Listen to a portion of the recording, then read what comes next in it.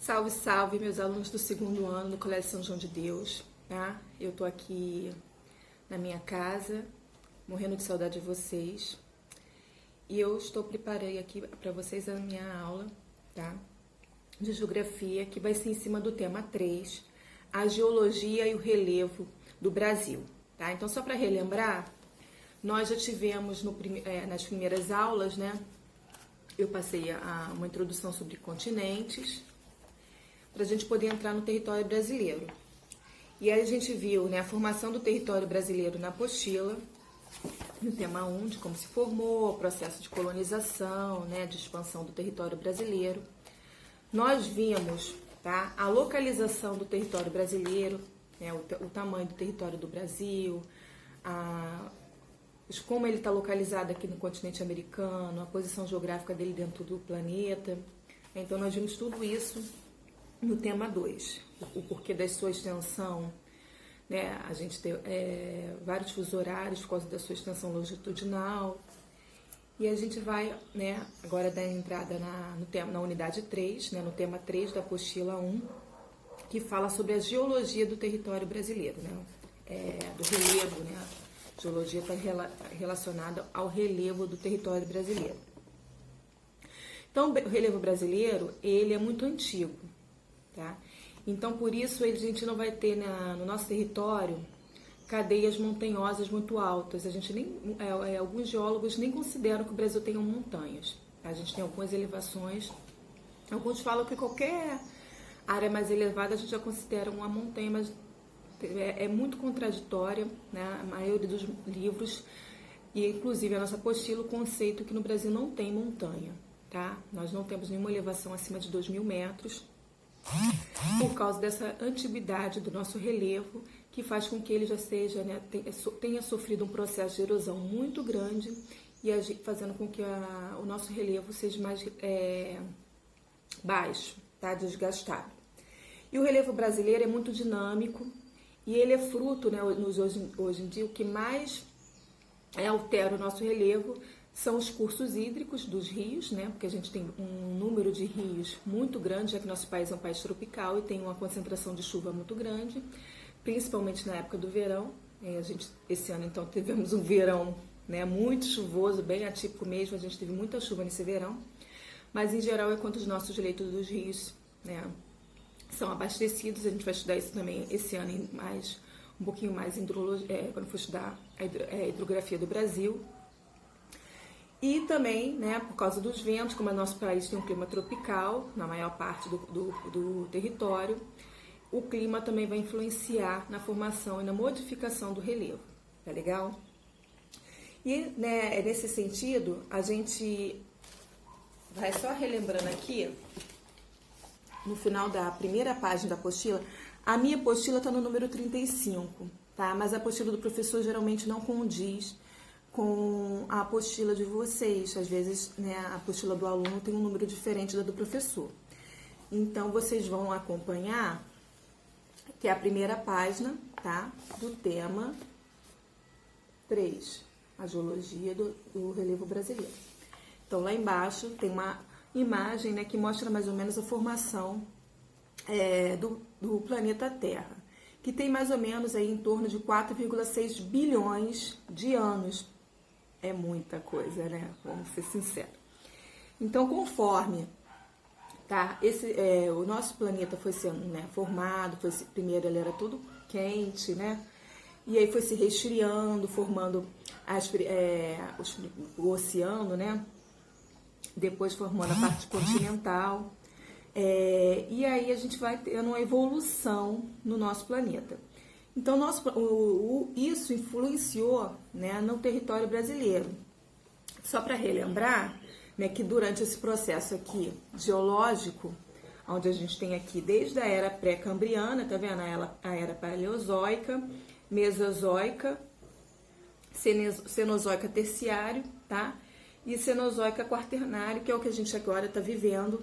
A gente, né, a atualidade, estamos na era cenozoica, que é o que é a era mais nova, mais moderna, tá? Então, geralmente, os relevos mais altos, de maiores altitudes do planeta, são de eras mais recentes, tá? final da Era Mesozoica e início da Era Cenozoica. Já os relevos mais antigos, que por exemplo é o que o Brasil faz parte, eles são de eras, né, mais antigas, do período aí pré-cambriano e do início aí da Era Paleozoica. Então o Brasil, boa parte do nosso relevo é dessa parte, dessa era aí, tá bom? E aí, né, nessa formação, eu vou colocar, gente, vocês têm essa imagem aqui, mas eu vou procurar, eu vou colocar, que já tem baixado no telefone, e na segunda-feira eu vou estar colocando algumas imagens que eu achei mais pertinente, tá? Para vocês, se tiverem alguma dúvida, vocês vão poder facilitar o estudo de vocês. Então, eu vou colocar no grupo que a gente tem essas imagens, e uma delas é a imagem de uma tabela, né, com uma era geológica, uma definição melhor para vocês relembrarem, porque isso a gente viu ano passado, no primeiro ano, tá legal? Então, a estrutura do relevo, desse relevo nessa formação do planeta Terra, tá? A gente tem estrutura geológica de maciços escudos cristalinos, tá bem aqui na segunda página, nessa tabelinha aqui, tá legal? Que formaram, né, relevos cristalinos na era pré-cambriana, quer dizer, a primeira era, né, de formação do nosso planeta Terra. Então você vê que a estrutura geológica de maciços e escudos cristalinos é dessa época bem mais antiga da formação do planeta. E a gente vai ver mais adiante que no Brasil a gente também tem essa parte de escudos cristalinos ou maciços, né?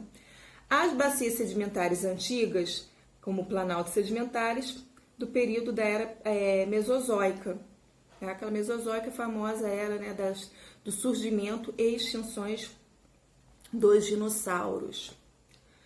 As bacias sedimentares recentes formaram as planícies, tá? Na era Cenozoica. O Brasil também tem muita planície, tanto costeira quanto continental, tá?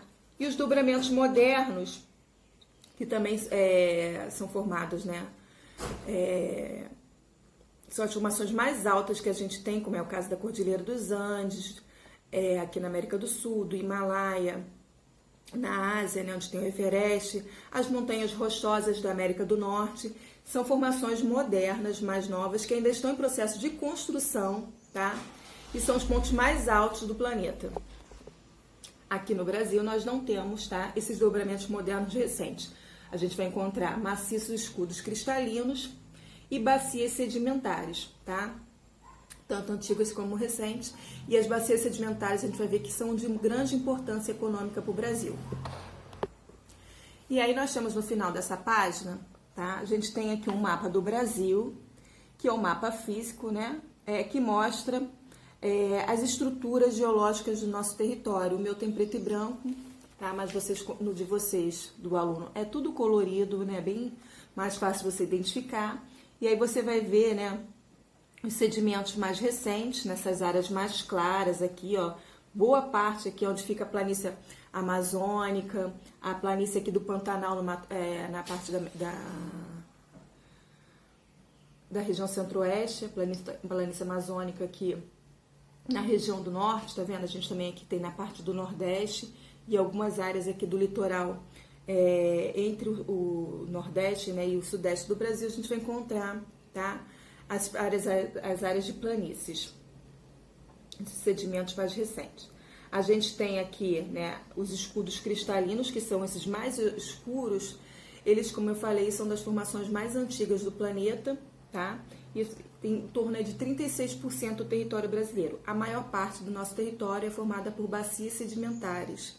E elas são de grande importância porque, vamos lembrar do ano passado que a gente aprendeu, são nas bacias sedimentares que a gente encontra os maiores recursos minerais, tá?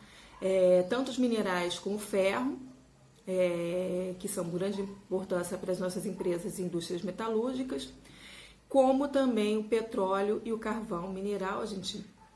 O petróleo tem grande quantidade no Brasil, tá? Então foi descoberta, né, através do pré-sal. Boa parte do litoral do brasileiro tem uma enorme reserva de petróleo. E essas reservas são encontradas, tá, nas bacias sedimentares costeiras que nós temos no Brasil.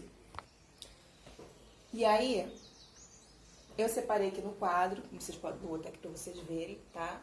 Também vai ter a imagem fotográfica que eu fotografei do quadro. Eu vou colocar no nosso grupo, tá? É só para vocês terem uma noção. Eu coloquei aqui, né, a geologia do relevo brasileiro. E aí eu coloquei o que denomina aqui os escudos cristalinos, que são de formações mais antigas, tá vendo?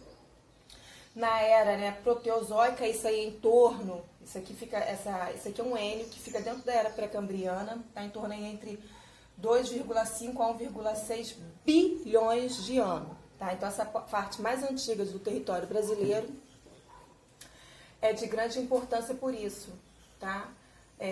Porque tem em torno aí de... nessa parte aqui, 36% do território brasileiro é onde a gente vai encontrar o manganês, os minérios de ferro, tá? Que corresponde ao território brasileiro. Nessa parte aqui das bacias sedimentares, elas são de grande importância por causa da quantidade de reserva de petróleo e gás natural, porque eles estão ligados, né? Ano passado vocês já viram isso, que geralmente quando você encontra uma bacia de petróleo, eu vou apoiar aqui rapidinho.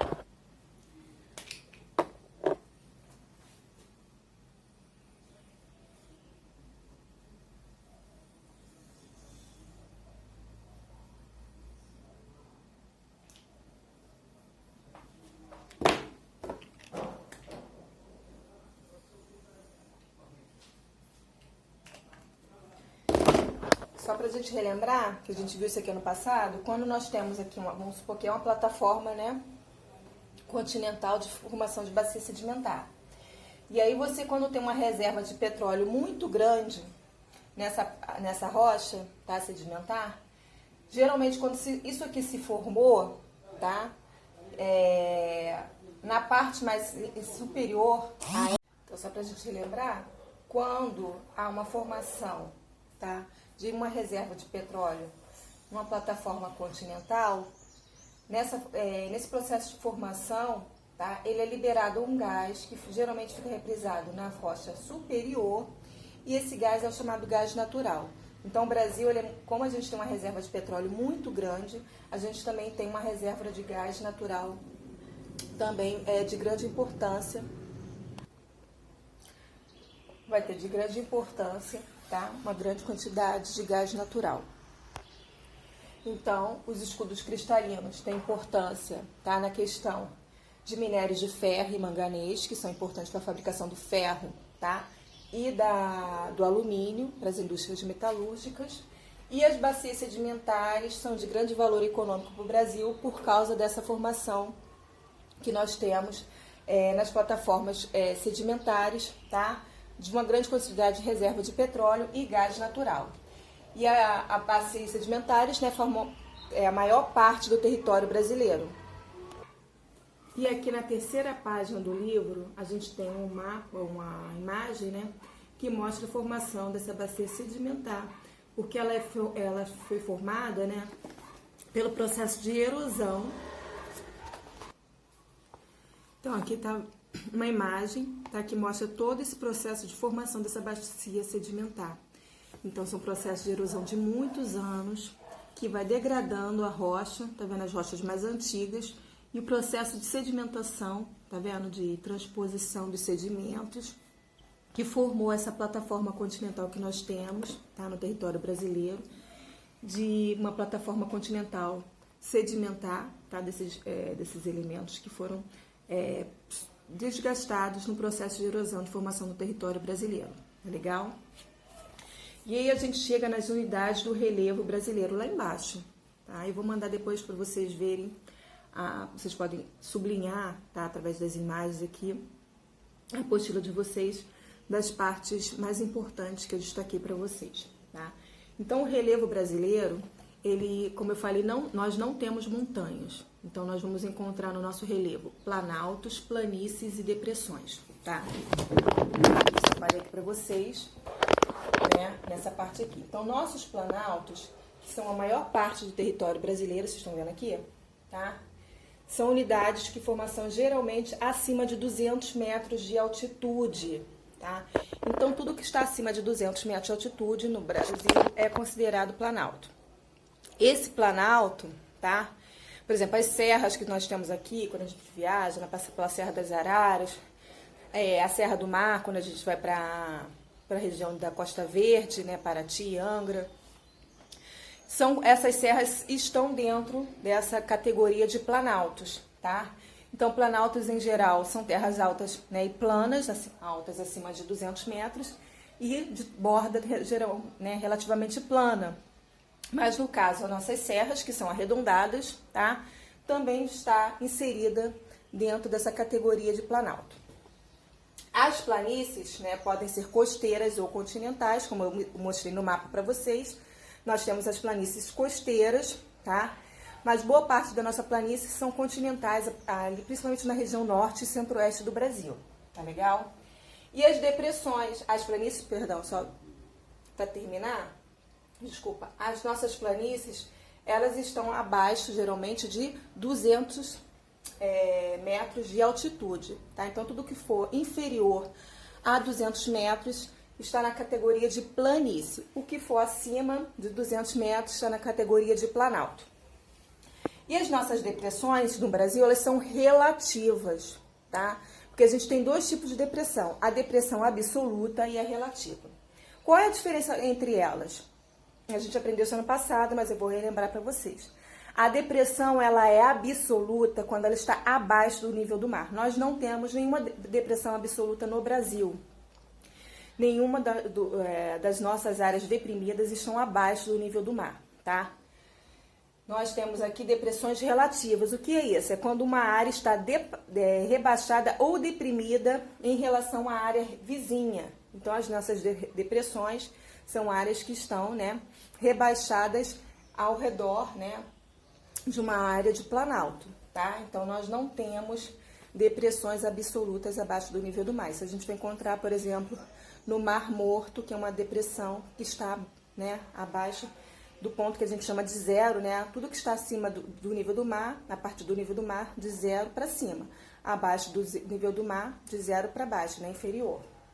As depressões absolutas são inferiores a zero e as, no caso, relativa,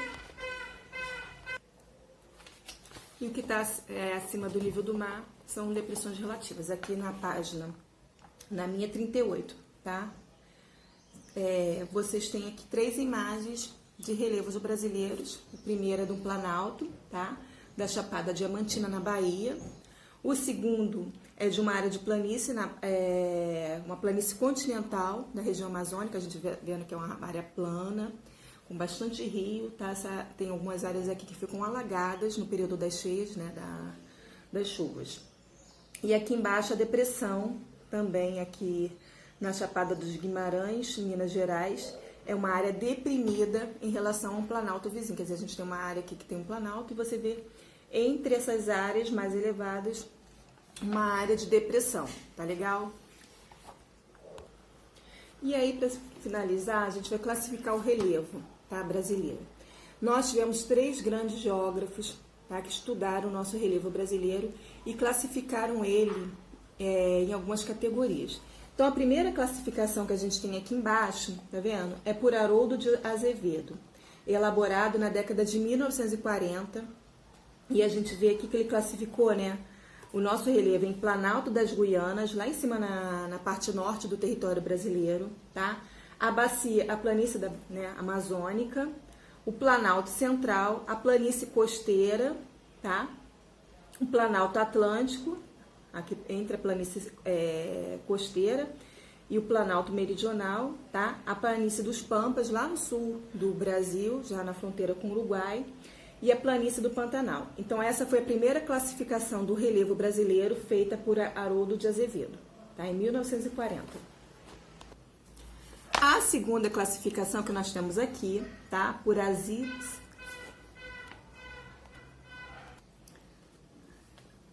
Desculpa aí, gente. A segunda classificação que a gente tem aqui, tá? Por Aziz Absabi, tá? Ela é de 1962, e aí ele deu continuidade aos estudos de Haroldo de Azevedo, tá? E aí ele aumentou, ampliou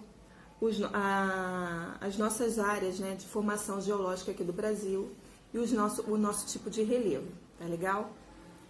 E é o que a gente tem de mais recente e muito bem detalhado, tá? É essa daqui do geógrafo, né, que foi muito importante, Jurandir Rossi, tá? Ele se aperfeiçoou nas duas primeiras classificações, tanto de Haroldo de Azevedo como de Aziz, tá? E ele pegou o estudo dos dois, se aperfeiçoou e detalhou todo o relevo brasileiro, tá? E você vê que a definição dele, né, tem vários números aqui e vai detalhando toda a parte de planalto, todas as depressões e planícies. Então vai de 1 a 28 itens de formação de relevo brasileiro, tá? Os planaltos do 1 ao 11, a gente tem 11 categorias de planaltos no território brasileiro, tá? De depressões do 12 aos 22, formando 10 ao total de 10 depressões, tá? E áreas de planícies do 23 ao 28, tá? Então essas áreas detalhadas do relevo brasileiro, feita por Jurandir Rossi em 1989, tá legal? O que a gente tem de mais recente e completo de estudo do relevo brasileiro. Então, galera, por hoje foi, né, a nossa matéria vai ficar por aqui.